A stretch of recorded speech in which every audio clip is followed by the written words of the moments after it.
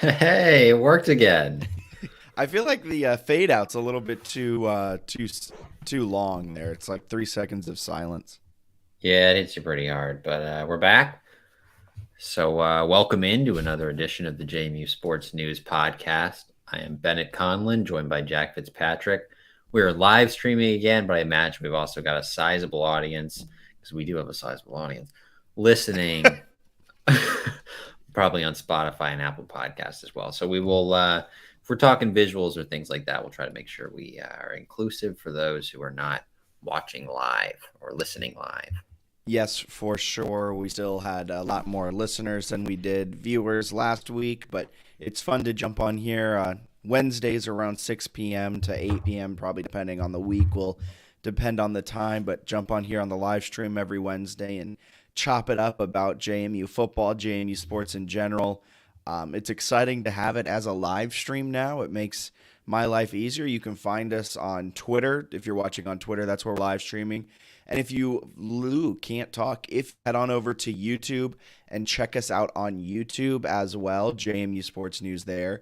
You can actually comment live on that stream and it will be included in our stream here. We can pull in the comments and answer them there.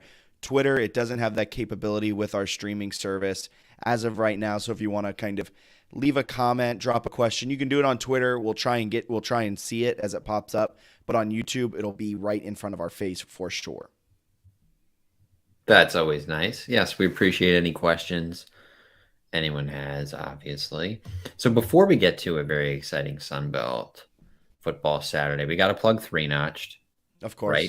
They are our sponsor for this JMU football season. Oktoberfest beers are here, which Folks, is they're here. that's super exciting. You got the Minuteman Mondays. I still need to get to Harrisonburg for one of those because I love their Minuteman beers. And you got Wednesday game nights, $5 flagship pint. I also have a three notch beer that I am drinking at the moment. I think this one's brewed in Charlottesville and was a limited series. Their lemon Ooh. drop, but I like their other beers as well that they have year round. Yeah, Bennett, we're gonna have to figure out a Monday that we both don't have much going on and drive to meet up in Harrisonburg, spend the night in that one Airbnb that we stayed in for the JMU UVA game, and have ourselves a fantastic Minuteman Monday. How nice does that sound? That sounds like a fantastic Monday. And you know what else sounds like a fantastic Monday in Virginia? Betting sports with Bet Oh, Online. It's the fastest and easiest way to wager on all of your favorite sports, contests, and events with first to market odds and lines. Find reviews, news for every league, including Major League Baseball, NFL, the National Basketball Association, National Hockey League, combat sports, esports, and even golf. BetOnline continues to be the top online resource for all of your sports information, from live in-game betting, props, and futures to other things as well. I assume there was going to be a two, considering it said from. But that's on me. I didn't proofread the copy. Head to BetOnline today or use your mobile device to join and make your first sports bet. Use our promo code BELIEVE50. That's promo code BELIEVE50 as I'm fixing it on the screen as we speak. Believe 50, it's right there, BLEAV 50 to receive your 50% welcome bonus on your first deposit. Bet online. It is where the game starts. heck yeah. Heck yeah. And I think we have one more housekeeping thing. As a friendly reminder, Patreon is here, folks. I think it's $10 a month and you get a lot of exclusive content. And now as the season is starting to ratchet up, things are getting a lot more interesting. The Sun Belt's good. We urge you to head on over to Patreon and check that out. Weekly roundtables, weekly well, with the bye week being this weird bye week so early on the season, it's kind of a weird week as is. But normally weekly roundtables, weekly press conference breakdowns, film breakdowns when we have the time to do it. A lot more exclusive content is coming your way on the Patreon. Just type in JMU Sports News in the search bar on patreon.com and check us out there. Heck yeah. Excited to really populate that site, especially as football season ramps up. And we'll get into this in a little bit, but first 2 weeks were kind of exciting, but they were also, Middle Tennessee and Norfolk State. So I think the rest of the year is going to have a lot more to it, I would say. I think Middle Tennessee was fun though. Like the build up to it, That was fun. Yeah, the thought that it was going to be a close game, and then just absolutely sure. blowing him out. Norfolk State, I mean, we probably won't even talk about it. We'll probably end up talking about App State's game more than we're going to talk about JMU Norfolk State. Was an absolute snoozer Wasn't great. 63-7. You with a had a 10-minute fourth. Have you ever seen a 10-minute fourth? 10-minute fourth quarter. I feel like they've played a shortened one before, a running clock maybe before. I don't know if they've gone the fourth being just 10 minutes, but obviously a little bit overmatched if you're shortening the game. So that was interesting. I don't think Centeo played in the second half, if I have that correct from rewatching it. So I think his 12 for 17 for 165 yards, 3 touchdowns, and like 29 rushing yards was all in the first half. So he was really good. The running game was good, but also not really surprising because there's a pretty significant gap in terms of athleticism and talent and all that stuff from JMU to Norfolk State.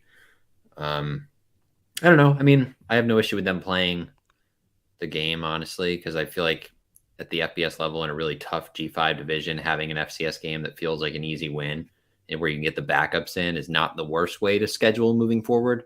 So I'm okay with it, but it's certainly boring from like watching the full 60 minutes of the game perspective. Yeah, I don't think I watched the full six. I think after I also halftime, did not. much Yeah. like the starters, I was out. I went back and watched it, which is pretty cool on ESPN Plus or ESPN3 because you can skip ahead like in I don't know if it's 10 or 15-second intervals, but you That's can nice. watch the game in like 25 minutes if you're skipping properly. So I was doing that, and you watch it all pretty easily. If you want to watch a cool play twice or something, you can. Kind of a sneaky good way to watch it. I guess you could have done that on Flow, No, but I didn't. don't give them credit. I try to not use Flow much. It's very easy and seamless with ESPN's network. So have enjoyed doing that. But are there any standout performances from this game for you? I mean, the Todd Centeo and Chris Thornton connection is alive and well. That's going to be a fantastic 1-2 punch. QB wide receiver duo. Really fun to watch for the rest of the year. Todd Centeo, it was a terrible defense and it was a complete, mismatch on all fronts. But Todd Centeo continues to deal. He's really proving that he is a solid quarterback, which I don't think is a huge surprise. But at the same time, it is nice to kind of have what our thoughts were confirmed through these first 2 weeks. 165 yards, 3 touchdowns, 12 of 17 through the air, all in one half of action. He connected with Chris Thornton for 7 receptions, 102 yards, and 2 touchdowns. And a sneaky pick, Devin Ravenel. Reggie Brown was banged up this week, so Reggie Brown didn't get the start, I think, at the slot receiver, wide receiver 3 mark. So Devin Ravenel got the start there, and he had a really solid game. 3 catches, 2 of which were for touchdowns. He just looked fast. He looked good. He jumped off the screen on one of his touchdown catches. So it's really exciting to see him kind of come into his own. Hopefully, him and Reggie will kind of battle for that wide receiver 3 spot, considering that Chris Thornton has wide receiver 1 nailed down. It might even be wide receiver 2. I forgot how they list out the 2 deep. But Devin Ravenel having a really solid first half of action was really good to see, considering the rest of this schedule is a murderer's row of who's who. Really tough schedule. Defensively, I thought Jamari Edwards had some good stats, but then James Carpenter was a freak. He had the 8 tackles at nose tackle, 2.5 tackles for loss, and I kind of have to own up to one here, right? Because I had that. I had that preseason thing where I was like, I don't know if I like James Carpenter at 276 pounds as your nose guard. So far, so good, I would say. He's been really productive at that spot. I still think that it would have been nice if they had Thurston and was it Negron, I guess, just for Yeah. depth, because they still haven't played a Sun Belt game, which I feel like a lot of fans have forgotten because everyone seems like so on board with the Sun Belt because of what the conference achieved, and we'll get to that in a little bit. But they still haven't played a Sun Belt game. So it's like I didn't doubt that James Carpenter would go off against like Norfolk State. Like that's not surprising. He's a good player. So I'm interested to see how they do, I guess, throughout the course of the Sun Belt season. Yeah. As the competition gets harder, I think depth would have been nice. But yeah, he's very good. I didn't really doubt that he was good. I just wish there was a little more depth. But he's maybe played even slightly above my expectations. I think he's been fantastic. And the whole team has really been fantastic, even with the schedule not being hard. They've been really good on offense and defense. I think special teams have kind of left a few things out there, which will be interesting to watch the rest of the season because they haven't really needed good special teams in certain phases. In terms of like, yeah, they haven't needed like important field goals when you're winning a game. What's the total thing? It's like 107 to 14, like total points scored versus allowed this year. I believe that's right. Yeah, so they've almost outscored their two opponents by a combined 100 points. So they haven't needed like, oh, I don't know, a clutch field goal before the half. You know what I mean? So like when they had that mishap against Middle Tennessee, it didn't end up mattering. So I think Yeah. that's an area where I'm interested to see how they improve. Although I think they had some nice punt return things. But yeah, I don't know. Are you surprised at all by maybe how efficient they've looked in the first 2 weeks? So offensively, I thought they were going to be good. Yeah. Like I didn't come into this. I mean, my bold prediction, I said it last week, was that Todd Centeio was going to win Sun Belt Player of the Year. Like I thought this offense, which by the way, he's on track to do Good so. start. So pat myself on the back there. But the offense itself hasn't really shocked me. Week one, I thought they'd put up a lot of points. I thought the defense would allow a lot of points. I think it's the flip where it's how good this defense has been. Granted, they only had one interception this week against Norfolk State. They allowed a 90-yard completion, which was garbage time, so it doesn't matter as much. But it does worry me a little bit that there's only one pass breakup, one interception. Actually, I don't even know if there was one interception. Yeah, one interception, One had a three pick, pass I think, yeah. breakups. It gives me a little bit of pause for concern. But offensive efficiency, it's right where I thought it would be. Defensive efficiency, a little better than I thought it was going to. I do think there are a lot of issues that have been masked by two subpar quarterbacks that Chase Bryce will exploit come 2 weeks from now. So I'm holding my breath for that. But as of right now, I'm cautiously optimistic about what this defense has done. We got to talk secondary a little bit. A little bit, because the 91-yard touchdown, it was in garbage time, but it was also like the first drive of the second half or something hilarious, which is why this game was so funny, because garbage time was like anything after the first 5 minutes. Yeah. But it was Honestly, like, after the first, they got up 20, they 21 skunked Norfolk State at a mind boggling pace. I think yeah, it was like in the first 10 minutes, all of a sudden, boom, it was 21-0. And you're like, what just happened? it was pretty fast. Yeah, so then they give up the long touchdown, which was like a blown coverage for sure, where the corner was like stationary, even though the guy just ran like a straight go route. The safety didn't come over. So clearly some miscommunication there. They put in Chauncey Logan, the true freshman, a little bit, who I thought was impressive. He had a breakup before the half. He finished the game with two pass breakups. They've talked a lot about his athleticism. He's 6'1", 205, which for JMU's level feels like size they don't get a lot at corner, right? Like Jimmy Moreland is one of their best corners in recent memory, and he did not have size. He had like a great athleticism, quickness, and toughness, but he didn't have size. So to have a guy from Salem, Virginia, over 6 feet tall, 205 pounds, I think they stuck him at receiver for a little bit because he played there at high school. I want to say he was like practicing there maybe. But they got him back at corner. I don't know. Like I would He's not not be even on the shocked. two deep, though. They don't list him. Is this the most recent one? This is the most recent two deep because you brought this name up. And like, Yeah. I feel like I know the two deeps pretty well, considering, we do this for fun, but we are a little obsessive when it comes to JMU sports. And you brought his name up, and that didn't really ring a bell to me. And he wasn't listed on the two deep. So you're really finding a guy who is buried deep on this roster. I think the two deep next week might have him, or there's going to be some gamesmanship. I think he'll play like against Appalachian State, and I think he'll play. What do you think? What did he do well that made? And I know you probably just answered this, but I wasn't fully paying attention as I was trying to pull up this two deep. What did he do well that made him just really jump off the screen to you? So there was a play before the half that was called for pass interference. I want to say it was Coakley. I think it was Coakley, but he was kind of in there and had a little too much body, I guess, got called for pass interference. So Norfolk State wasn't kicking a field goal. They wanted to score a touchdown before the half. They're going in. They threw like a fade, and it looked like the receiver had it, and Logan like smacked it out of his hands. He just seemed to be in the right spot most of the time. The coaches have talked about him being one of the most athletic guys on the team. I don't know, like at his size and what the coaches have said, and like I've listened to a lot of Dave Riggert, who's obviously the radio guy. and he seems very plugged in because I think he has a lot of side conversations that are not on the air Yeah. that gives him a lot of background of what they like, and he keeps mentioning Chauncey Logan to a point where I feel like he's got a chance to play some legitimate snaps against Appalachian State. So I'm interested to see how that develops because I do worry a little bit because there were some plays that Norfolk State probably should have had in the passing game. There were definitely some plays Tennessee should have had in the passing game that they Yeah. missed. I don't know. I just feel like that corner spot in the secondary is still like a valid area of concern. Can I ask you a question as we look up the two deep full screen here from this Yes. last week? Who do you take out? And I know that might be a loaded question because we just haven't seen too much, but like, who does he replace here in this two deep? They list four corners.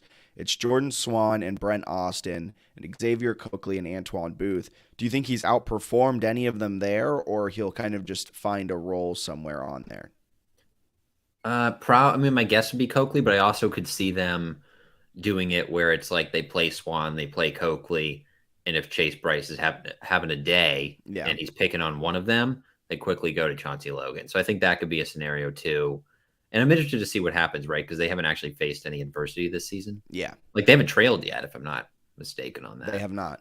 Yeah. So like I think it's probably realistic they'll trail at some point against Appalachian State. But I don't know, because that's a spot I know you were concerned about that coming into the season. Are you still kind of have some questions about corner and DB? Oh, 100 million percent. The fact you only got one interception against Norfolk State's not good. The fact you allowed a 90-yard touchdown is not good, even if it's in garbage time. They got down to like the 1 yard line right before halftime, and some weird clock management slash coaching decisions allowed them not to score. But the secondary still gives me a lot of pause. Chase Cunningham could have carved up this secondary. There were times his wide receivers were running wide open deep down the field, and he just could not hit them. And that would have really ballooned up their stats overall. I'm still really hesitant to buy any type of stock in this back five on this JMU defense. The front seven, though, the front six, because they run a 4-2-5, the front six are monsters, though, and I think it's going to cover up a lot of secondary issues. But if there's ever a game, or if there's ever a drive, or if there's ever a quarter where the front six, where the defensive line isn't getting a push off, and it's giving the opposing quarterback 2, 3, 4 seconds to stand in the pocket, I think the secondary is going to get shredded time and time again if that is ever the case.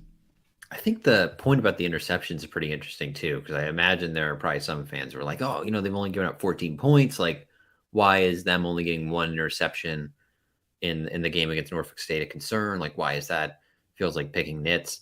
When they were at their best, like they're the last like 5 to 10 years or whatever, since we've kind of followed them, Yeah. like some of those defenses were absurd at creating turnovers, right? When they have 10 against South Dakota State or something hilarious in a playoff game. Yes. Like Yeah. it was crazy. Jimmy Moreland had that streak, I think, where it was like 3 consecutive games with an interception or maybe a pick six. It was something It was a stupid pick like six. that. That's what it was. So like when they're making plays and the defense is really dynamic, that's a big deal. The offense this year has yet to turn the ball over. There have been some throws that probably should have been intercepted and might be interceptions against better teams in the Sun Belt. But overall, the offense has been really efficient. They had one fumble, it went out of bounds. So no turnovers this year. They've forced 2 fumbles and recovered them. And then they've also had the 1 interception, but forcing like 3 turnovers in 2 games against kind of subpar competition isn't crazy. It's like you can't really complain too much, but it's an area where when you're playing these games that are going to be decided by a few plays against really good competition, creating a turnover or 2 could be the difference between winning and losing. So I think it is a fair point that you're not asking the corners just to kind of be in position to make it a tough throw. Like at times you would like to force some takeaways. And that's where I think Chauncey Logan's kind of interesting because he has a background playing receiver. He's somebody who has a ton of size where I think he can maybe not make things just tough, but also force takeaways. Yeah. Swan had the interception this weekend. So that's the kind of stuff that is worth monitoring moving forward.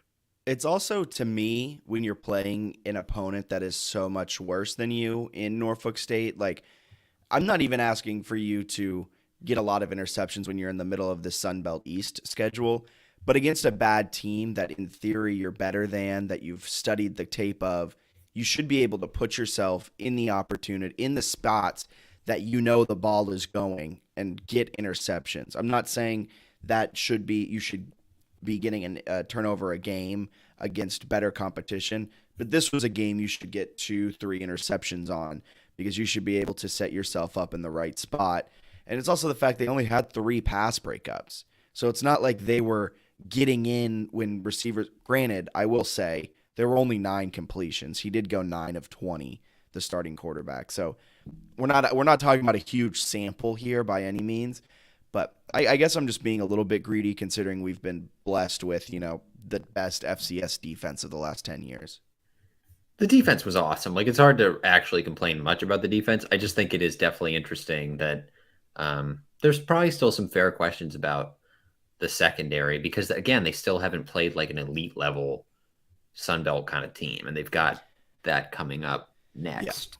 Yeah. I mean, that's the perfect segue. We can do a quick around the Sun Belt if you want to, breaking away from this Norfolk State breakdown and around the Sun Belt. While JMU was beating up on an FCS school, the rest of the Sun Belt East was beating up on Power 5 programs, 2 of which were top 10 in the nation. Yeah. Like, what an insane, insane week for the Sun Belt. You've got Marshall earliest in the day playing at Notre Dame, and I was like, all right, they're hanging in there pretty well. And I turned the game on sort of toward the end and was watching it. I think there were like 10 minutes left in the fourth. They were down 3, and they got the ball after a Notre Dame punt. It was a good punt, and they called fair catch at like their own 6. So they're down 3, 10 minutes left, and they have like a 94-yard drive in front of them. And they just like made it happen despite only having 12 points to that point. They go down, score a touchdown, which was awesome. Really good drive. I think the next drive, they get a pick 6, which was just perfectly jumping a route for a score. And then they gave up some touchdown late, but held on for the win. Huge win over Notre Dame. It's a Notre Dame team that was in the top 10. It was at Notre Dame. That's a historic program. Huge for Marshall. Then you got Appalachian State later in the day that goes up and plays or goes down and plays Texas A&M, a game that I didn't think was going to be that close because they gave up 63 points to North Carolina. So I figured Texas A&M would find some ways to score. One of Texas A&M's scores was a kickoff return. And they only scored 14 points. It was 17-14. What? Just to chime in really quick, what was said from week 1 to week 2 to that App State defense? Because I don't think UNC's offense is that much better than Texas A&M's offense.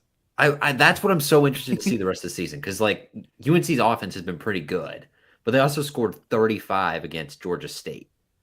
So it's not like 63 is a lot of points. Right? And also they allowed what, 60? Yeah, so I mean they were giving up a ton.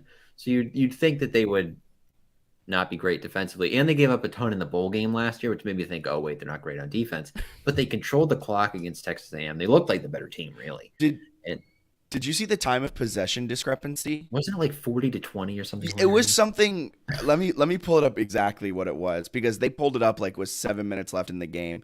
I think at that point Texas A&M had like 16 minutes of possession, and I was like, it was 41 minutes and 29 seconds App State, 18 minutes and 31 seconds for Texas A&M. That is the number 6 team in the country that App State didn't just control the ball over, just dominated the ball. And like you can say whatever you want about A&M's program and Jimbo Fisher and all that. They're bringing in like top 3 recruiting classes. They had the number 1 recruiting class. Yes. Every year for like the last 5 years, they've been like top 5 with like multiple number 1 recruiting classes. So like whoever they have there, regardless of if it's working or not, they're super talented. It's a team that beat Alabama last year. Like they have some really good players. So to win that game was something. And then Georgia Southern caps off the night with a win at Nebraska. They're transitioning from a triple option to a more airing it out spread attack. They threw for 400 yards. They ran for over 200 yards. They put over 600 yards of offense up at Nebraska, win that game by 3. They get Scott Frost fired. Like it was just. Can we talk about what we said on last week's podcast though? Yeah, we probably should. We literally said we both picked Nebraska to win, and we said if they lose this game, Scott Frost is fired immediately. And I think within 12 hours of losing that game, he lost his job. I'm not celebrating anyone losing their job. It's sad. But man, were we on that one. We were also not on Appalachian State and Marshall winning, but I will say you were very much on Georgia Southern plus 23.5 points at Nebraska. You made a point to say that that was a pretty good spot for them to cover. They did not only cover, they won. Woo! So we were at least like somewhat engaged with one of those upsets because I didn't think the other two would be as nearly as competitive as they were, but that was really impressive. And other games around the Sun Belt last weekend, we won't focus too much on them considering there were losses, but Georgia State gives UNC all it can handle and nearly wins that game. They lose by a touchdown. There was a touchdown in the fourth quarter by UNC to win that one.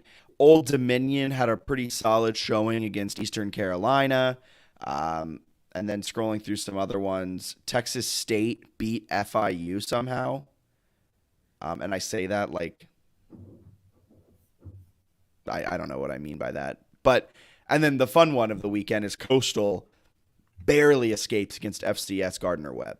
Surprised by that one. There were a couple interesting ones. Like Louisiana kind of struggled early. Their box score is hilarious though. I guess they were down.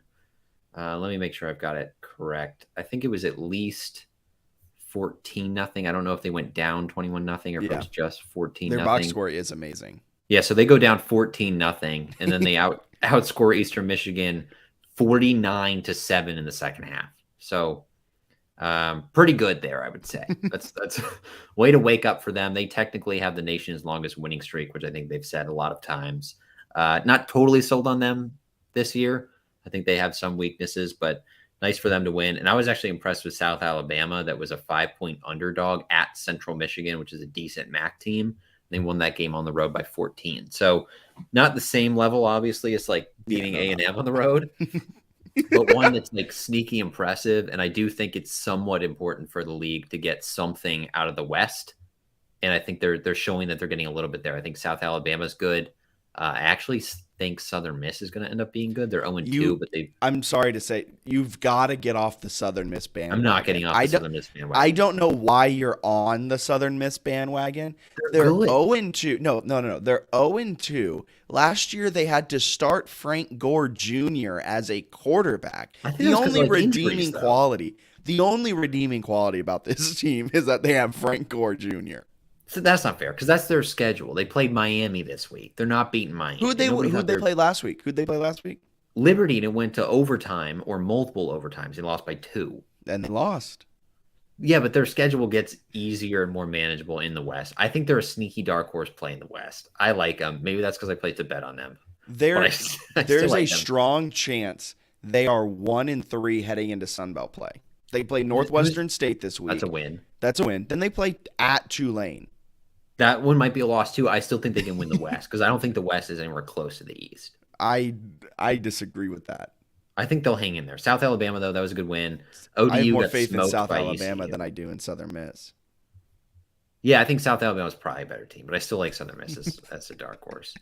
So some respectable showings across the league. Texas State sucked against Nevada, and then FIU stinks, but they still beat them by like 30. So that was kind of good to see that they aren't completely hapless. So some pretty good results overall. It was the Georgia Southern, and I know there's Marshall did beat number 8 Notre Dame, and App State did beat number 6 Texas A&M, and you can't overstate those wins. But I think the Georgia Southern win over Nebraska is more impressive. Maybe that's a quote unquote hot take, but I just think what Coastal's in the middle of, what Georgia Southern is in the middle of, they're transitioning from the triple option into whatever they're doing with Clay Helton now. And Nebraska is a hapless team that has no captain at the helm. But they're Georgia Southern. They shouldn't beat Nebraska on the road. And not only that, Clay Helton had been fired. This is just a fun fact. Clay Helton had been fired about 363 days prior to that game, and then he ended up putting an end to Scott Frost's tenure in Nebraska nearly a year to the day. But to me, the Georgia Southern win was very, very surprising. 400 yards through the air, a touchdown, 37 of 56, going from a triple option attack to a team that throws it 56 times is insane. It's like they're obviously a really proud program with like a rich history, but they're in Yeah, such a rebuild, like you they're in mentioned, where it's a, like an insane rebuild. And you look at what's right. happening at Georgia Tech, right? They're doing the same exact thing and trying to transition away from a triple option, and they're one of the worst teams in the country. It's been like Georgia 3 or 4 Southern, years. It just hasn't yeah, worked. and Georgia Southern does not have the same resources Georgia Tech has, and they just went on the road and beat a Big Ten team. And I know it's Nebraska, but like they were supposed to be good this year. Yeah, that was. I mean, that's just a great win overall. Really impressed by that one, and all of that's interesting. We got to talk about the East in a second, and maybe we'll tie this in with some of JMU's stats. So I think we actually probably should talk about the Sun Belt East because I've been listening to a bunch of podcasts and reading stories this week, Jack. And I think every team in the Sun Belt East thinks they're going to win like 8 games, which won't happen. Like some of the team, like what I think almost everyone thinks they're going to like contend for the Sun Belt East in the East, which just isn't actually how it's going to play out. But I think it's fascinating. List the teams in the East for the listeners. Okay. So we'll go by the standings here, which are just overall record. So it's Coastal Carolina, Georgia Southern, JMU, and Marshall. Those are your 2-0 teams. Then you have Appalachian State, Old Dominion are at 1-1, and Georgia State, who I actually think is pretty good, is 0-2. Those are your 7. Yep. Someone's going to have to finish at the bottom of the East, but nobody thinks they will. Like if you're a Coastal fan, you're like, we got Grayson McCall. We're going to be great. Well, If they're you're going a to lose GM, Jamie Chadwell. yeah, well, he might bail. But you got like JMU thinks they're great. Georgia Southern's really high on themselves now. I was listening. I think it was just maybe a student meeting, but they talked about now like the expectation is we got to go to a bowl, which is probably too lofty for Georgia Southern, even with the Nebraska win. I don't think you're going to a bowl. And then you've got like Marshall, which is talking of making like a New Year's Six bowl. I think Appalachian State thinks they're a great team as well. ODU is not that good, even though they beat Virginia Tech. And then you've also got Georgia State, which is 0-2, but I think has a pretty good team. I don't know. Like everyone in the East thinks they're good, but at some point, someone in the East is going to have to lose a bunch of games, you would think. So I'm going to say who I think finishes last in the Sun Belt, and I'm going to Okay, say go. who I think finishes first in the Sun Belt East. And I want you to do the same. Okay. I'm going to start with last place in the Sun Belt East. It's going to be ODU and JMU at the bottom. Really? You think JMU's at the bottom? And then I think at the top, it's Marshall and Appalachian State. I like the top. I think Marshall's going to win the league. I think Marshall's winning the league too. I was looking And at expected wins and losses before the season. Marshall had like a 10-2 predicted record. Like they were predicted to be good. And one of those 2 losses was this week against Notre Dame. So they are outperforming expectations already. And App State, you don't go into Texas A&M and win by a fluke. and even though their defense gave up 63 or whatever to North Carolina, they did score 61 and like hang in the game. So like Yeah. good showing against North Carolina and Texas A&M is a pretty good sign. I think JMU's got a chance to be kind of toward the top. We'll see. I think ODU is a safe bet to the bottom. I actually think Georgia Southern's a pretty safe bet to be toward the bottom. Like I know they beat Nebraska, I know they played well, but I think reality is about to hit them very, very fast in the coming weeks. What do you think about teams like App State who've allowed the most points in the Sun Belt East? They've allowed 77 points this season. And Georgia State, they've allowed 70 points this season so far. And Georgia State's 0-2. Maybe are we hyperinflating Georgia State based off of what we thought, based upon preseason expectations? Do you think there's any chance Georgia State isn't as good as you think and they're fighting with ODU at the bottom of the Sun Belt East? There's a chance they're not as good as I think, but I like playing North Carolina and South Carolina in the first 2 weeks. Yeah. Is pretty And competing hard. in both of them. Yeah, so I think some of that is like schedule, like a lot of it's schedule. Like Coastal through the first 2 weeks looked like crap. Like if you said Coastal at the bottom, I would actually not argue with you. Especially because they've allowed 55 points, and one of those was an FCS team, and JMU also played an FCS team. Like, if you look at Coastal and JMU's schedule, kind of similar. Coastal's probably a little bit more difficult. I think JMU's 122nd in strength of schedule right now. Coastal's Yeah. probably not much better, though, because Gardner Webb's not that great. But Coastal's allowed 41 more points than JMU has this season. Yeah, Coastal's Gardner Webb performance wasn't great. I guess I should give them more credit. The week one Army win is actually decent. I think Army's going to be like an 8-win team. So that one was good. They won by 10 at home. That's like a solid win. They gave UTSA a really good game. I love UTSA. They're like my favorite team in the country now. But anyway, Is Sincere McCormick still their running back? he's gone. He's gone. But have you watched Frank Harris play No, at quarterback? no. He's a lefty dude. He moves around a ton, slings it. He's got like 650 passing yards through 2 games. It was against Houston and Army. They played Texas this week.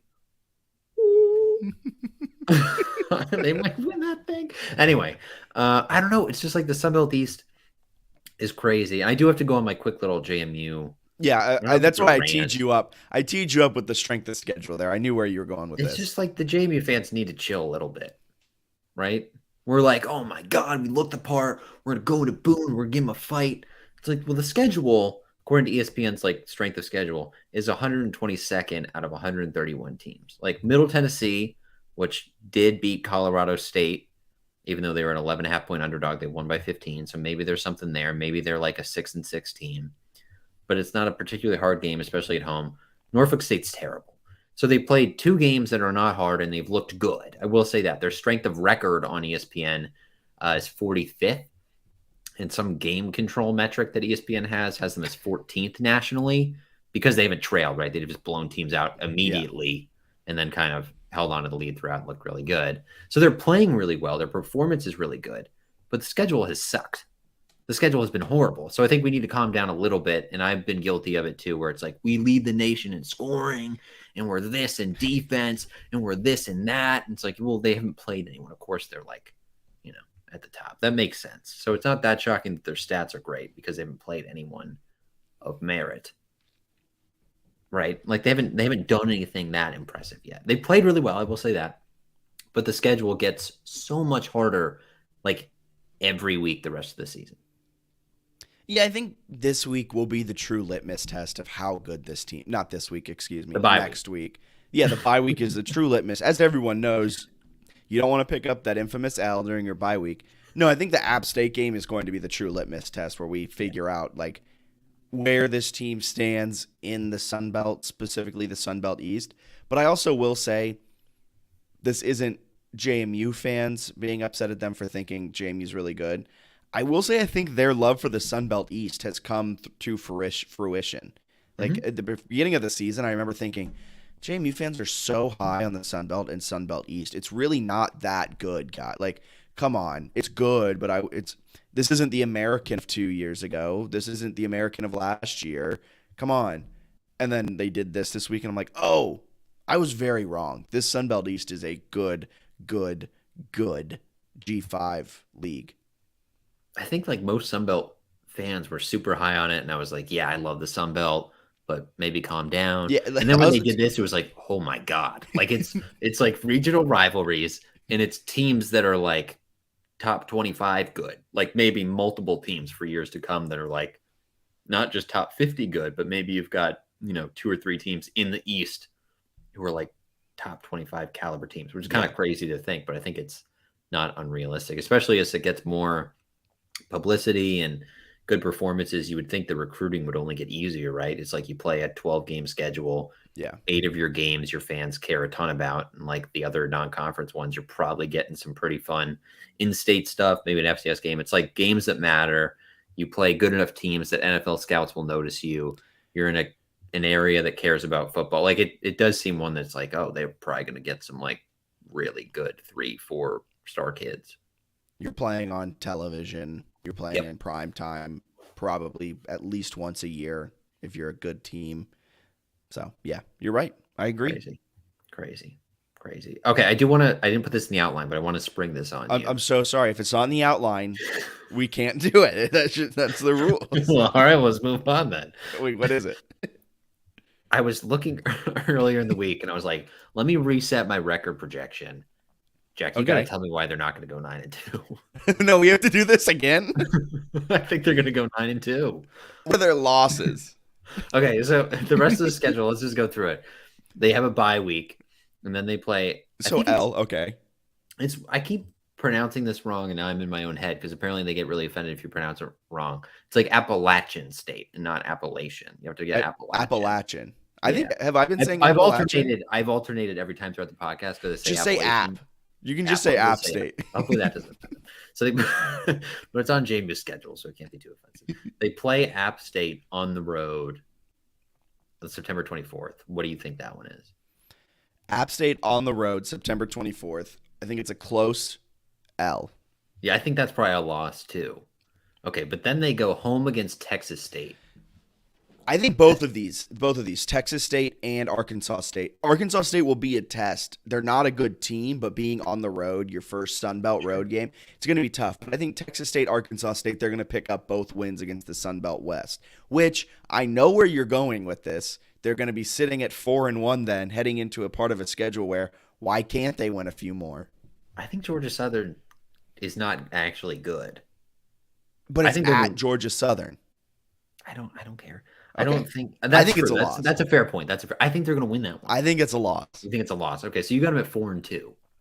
Yes. Then they got Marshall on homecoming. That atmosphere, regardless of record, that atmosphere should be You can't argue atmosphere when Marshall just went to Notre Dame and won.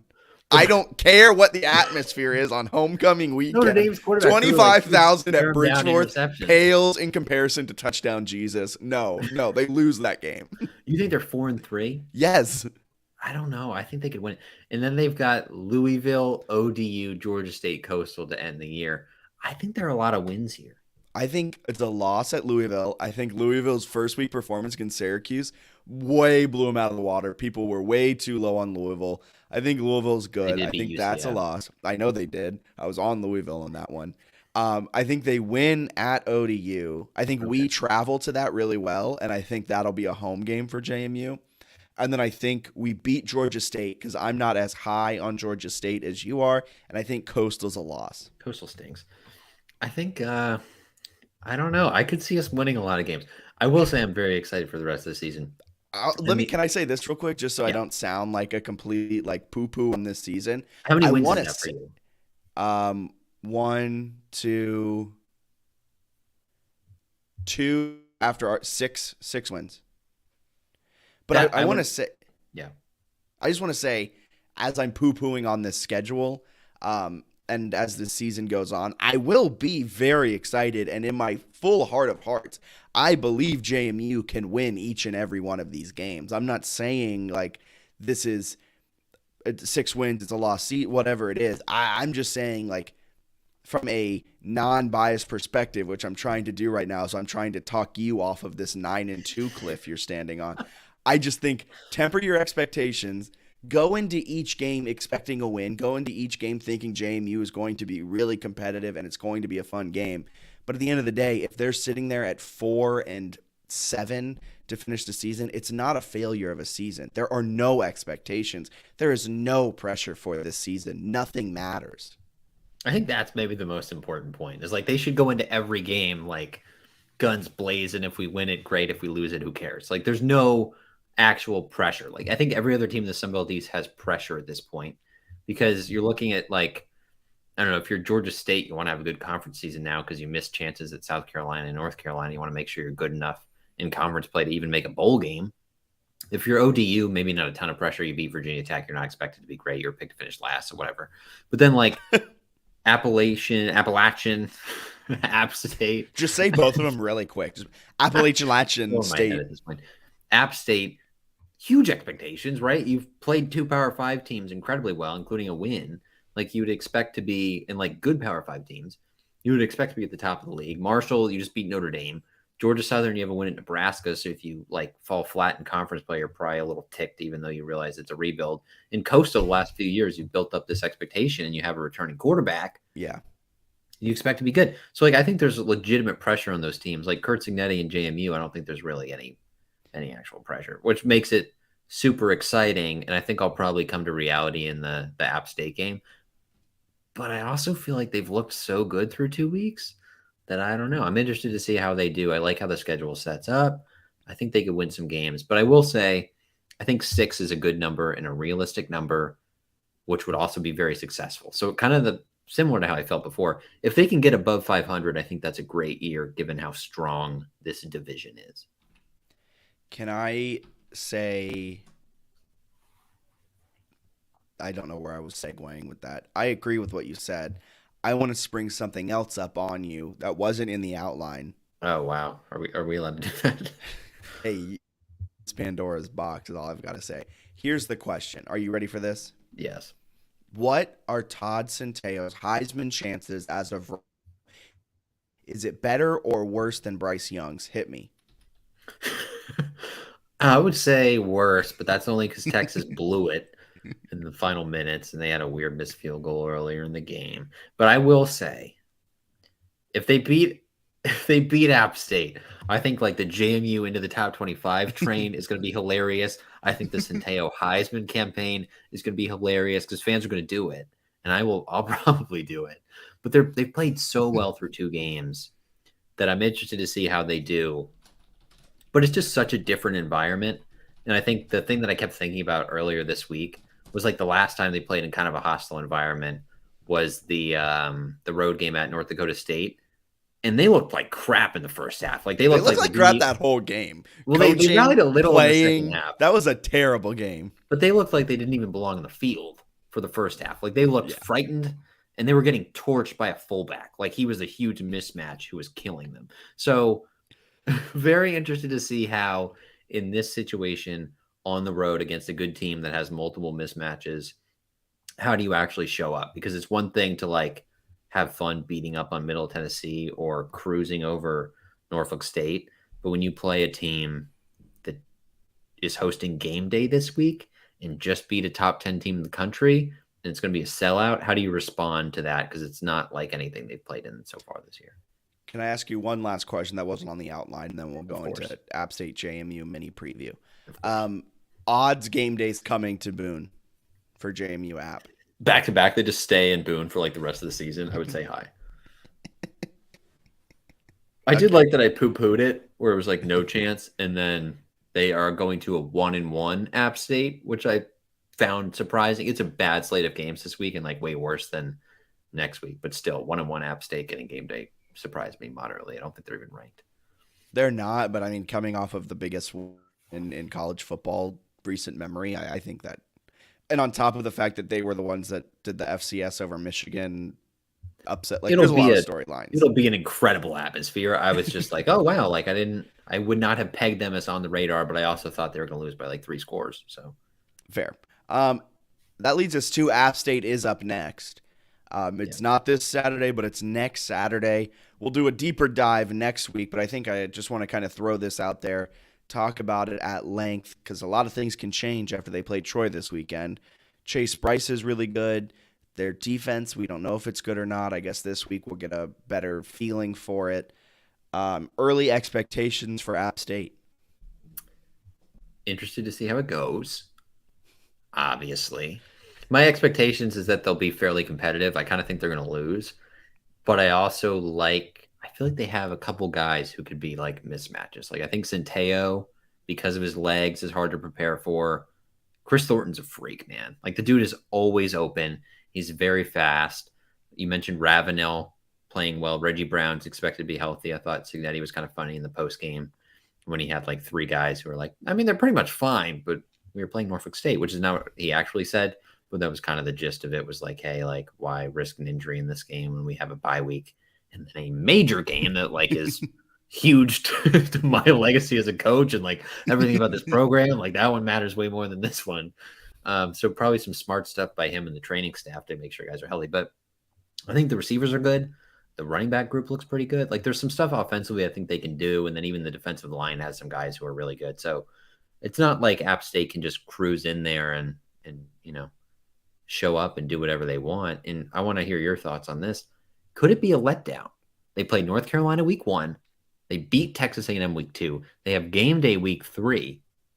Could week 4 be a little App State letdown emotionally? No, this is the letdown week. Like, you think this one's a letdown even with game day? Yes. Have you seen JMU Richmond? That's probably fair. Like once the show ends, there's just an automatic letdown. This is the letdown week. Everything. I mean, it could be a little bit of next week, but I think this is the letdown week. There's so much up. There's so much hype around this program. Now, if they go out and like destroy Troy I by hope they beat 40 Troy by points, 60. Yeah. yeah, if they demolish Troy, then yeah, next week will probably be the letdown. But I don't think the hangover of beating Texas A&M is going to last through next Saturday. That's probably fair. It'll be interesting to see how it. I'm like fascinated to watch this game and see how JMU stacks up against a real team. This is also, I think, a huge middle finger to the whole like, why would they want to play in the Cheez-It Bowl instead of the FCS playoffs kind of game? Because of this, because of Marshall on homecoming, because of a road game at ODU, because of ending the year with Coastal at home. Just a huge screw you to all those people who are like, the FCS is actually better. Yeah, We're it's anti-FCS. We've gone on record now. We are anti-FCS. happened in the FCS that we were like, oh, that happened, but it doesn't matter because we're not in the FCS. It's something happened this last weekend where we were texting, and this makes for great podcast fodder. When was the last time you cared about a September JMU game? Like truly cared? I pretended to care about the Weber State game, but I cannot say that I was actually engaged in that game. I would say I cared about NC State. Yeah, so it's when they had a Power 5 team, right? ECU. If you see a trend, yes, that is the trend. No, you're right. And when was the last time you were excited about an October JMU game, an early November JMU game? The Middle Tennessee game felt like a FCS playoff game against VMI. Mm-hmm. You know you're going to go out there and you're the better team, but it's still fun. Like there's still pressure on the game. And I think that's the fact with the FBS is, yeah, you're not playing in the playoffs, but you are playing for a bowl game, and every game matters. You couldn't say that about the FCS playoffs or the FCS regular season. Every game did not matter. Very true. Very true. Very true. Also, I also just want to say this. Yeah, go ahead. That was really awkward. That was pretty good. We both did the same thing. I do want to say real quick, Chase Bryce, he is tearing it up. 155 efficiency rating, 7 touchdowns, 255 yards per game. He only completes the ball 59% of the time, though, so that might be something to watch out for. Just wanted to throw that out there. I thought for them to beat A&M, he would have had to throw for like 400 yards. He was like 15 of 30 for $150, which makes me almost more frightened of them. Yeah, that actually makes me really scared that they were able to run on a Texas A&M defense. Yeah, that was kind of alarming. But I was just going to say that I hope that the players and coaches have some like time in the bye week where they don't have to focus on football. Signetti announced before the game Saturday that his father passed away, which I thought was tough to then have to coach in a game. And having the bye week, I hope that he is able to like take time alone, and JMU players with some of the Sunbelt pressure coming up can take time to not have to focus on football too. I know everyone talks like bye week prep. Like I hope they're just going crazy on game film and practices. It's like, well, hopefully they also like just don't focus on football for at least some period of time. Because regardless of what happens this season, I think it's a fun year. And I hope that, I know mental health was obviously a huge conversation point in the spring with JMU athletics and what happened with the softball program. So I hope the football team, as there's added pressure or intrigue and interest in the Sunbelt games, them and the coaching staff also have time to unwind and not focus on sports. And something in the post-game press conference during a sad moment with Signetti, but kind of brought, I think, a smile to his face and some of the people in the press conference.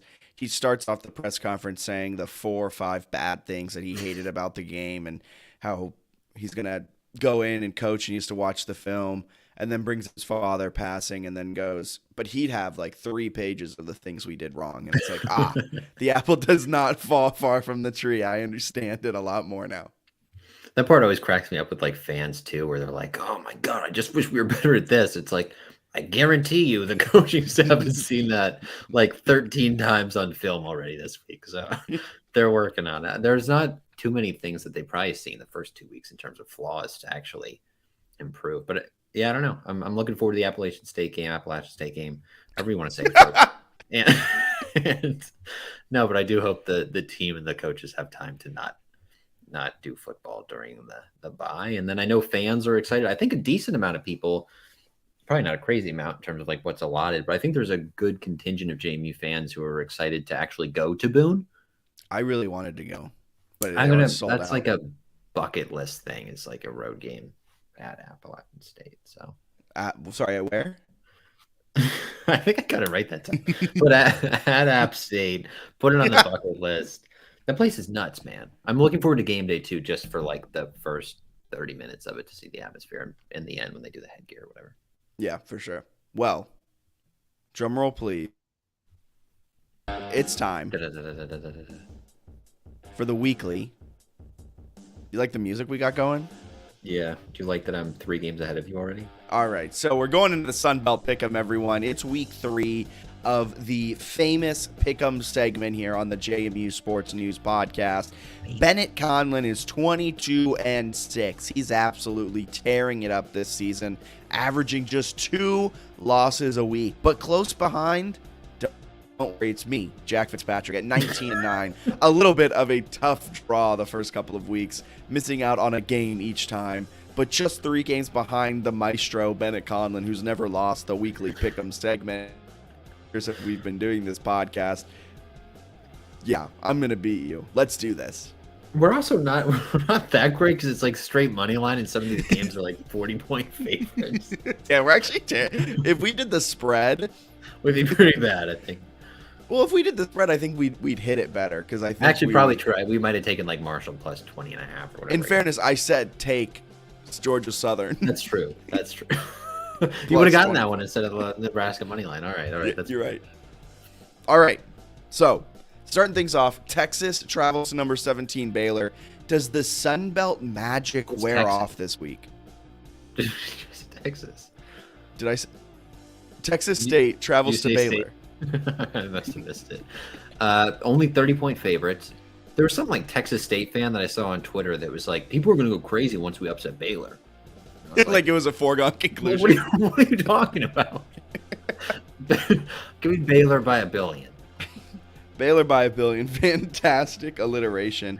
Give me Baylor as well. Give me Baylor by $1 million, but Baylor nonetheless. Buffalo. They travel to Coastal Carolina to take on the Chanticleers in Myrtle Beach, South Carolina. Who do you got? This line's scaring me because the line was like 19 points earlier in the week, and it looks like on ESPN it's like 14. Coastal is the favorite. Didn't look good last week, but I think they'll rally. I don't think Buffalo's great, so I think Coastal wins that one at home. I'm going Buffalo. Oh, I love that. Just for fun. Moving on. South Alabama. They they head to the Rose Bowl to take on the Bruins of UCLA. 2 p.m. Pac-12 Network. A 11 a.m. local kick. Who do you got? This is a remarkably stupid pick, but I don't care. You're I'm taking South Alabama. I'm high on them. Do you see the photo of like UCLA's home crowd the other day? Yeah, I don't care. There's nobody there. So this isn't even like a hard road game. I think South Alabama's sneaky good. I think they're going to be fired up. I think UCLA is going to be going through the motions. I think South Alabama, which is only a 15.5-point favorite. I love them to cover, but I'll say they win just for fun. South Alabama's a 15.5-point favorite? Sorry, they're a 15.5-point dog. UCLA is the favorite. That'd be nuts. I was like, that's a lot. Wow. I'm rethinking all of my picks. Yeah, I'm going UCLA. Easy peasy lemon squeezy. Yeah, the crowd might not be good, but there's this thing called a flight. There's a thing called time zones. There's a thing called coasts, all of which South Alabama is not accustomed to. Well, it'll be 2 o'clock their time, their body clock time.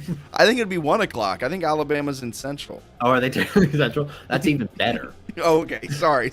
ODU travels to Scott Stadium, a place you've spent many a nights. This game is so bad. Who do you have? Can ODU pull off the Virginia school gauntlet and beat Virginia Tech, UVA, and JMU this season? You see how bad UVA was last week?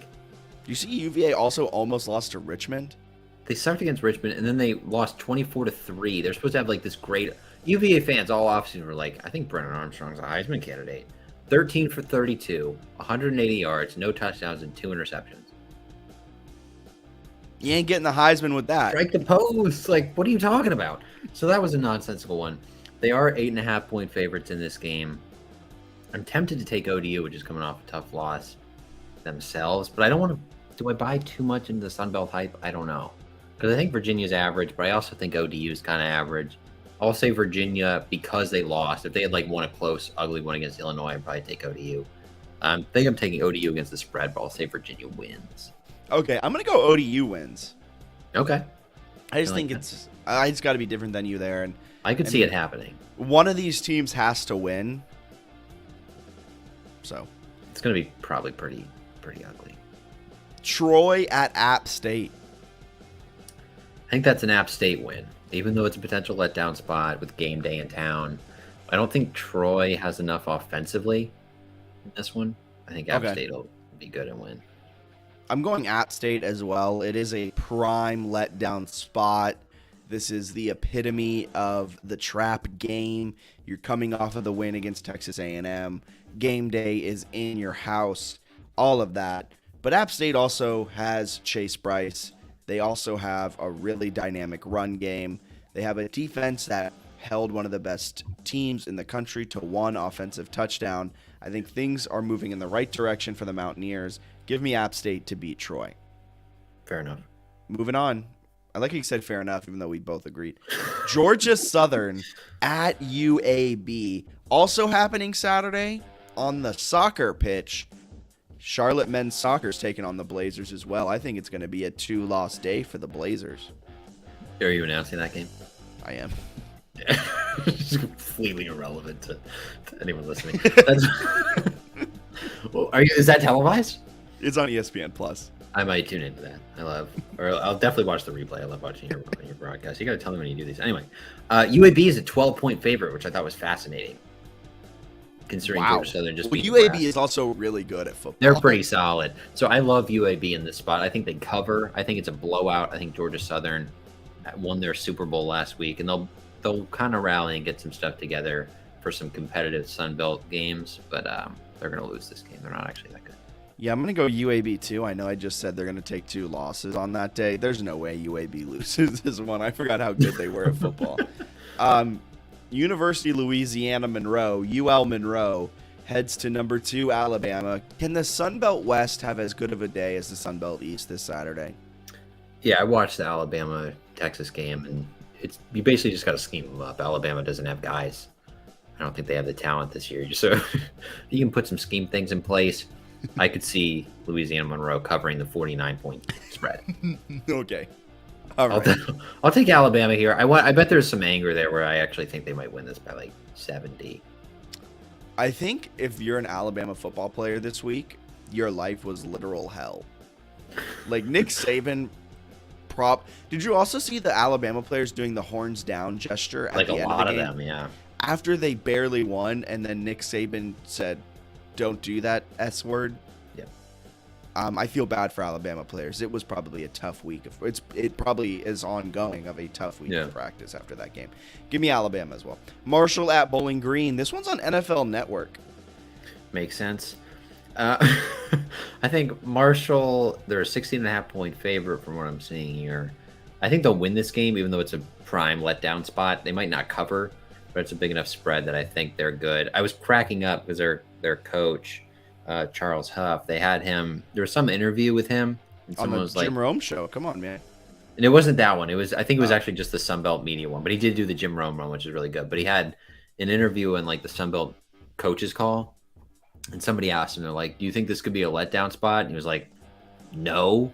He's like, "If you told me that we came here to beat Notre Dame, I would have taken January through July off, hung out and had some fun, and then come back in July and put together a good game plan if that was the only game that mattered." So I think he's gonna like make it very clear that they should not have a letdown, and I think they'll be fine against an 0-2 Bowling Green team. Yeah, that's a great quote. I'm giving Marshall as well. Northwestern State takes on Southern Miss. I mean, I think Southern Miss, most of us agree, is going to win the West, so I like them to bounce back here and get in the win column. Well, I heavily disagree with your Southern Miss love that I truly do not understand. I, too, am going Southern Miss to win this one because Northwestern State just is not good. I got Southern Miss at plus 900 to win the West. That was a steal. No, okay, whatever. We That won't was get an into absolute future bets and steal. where your failures of a better are. Arkansas State travels to Memphis. Who do you got? Memphis is not that good. But they Neither is are Arkansas State. That's very true. Memphis a 14-point favorite. I kind of think Arkansas State could cover here, but I like Memphis to win. I'm going to go Memphis as well. Arkansas State's just so bad. Yeah. Ooh, this is a good one. Charlotte at Georgia State.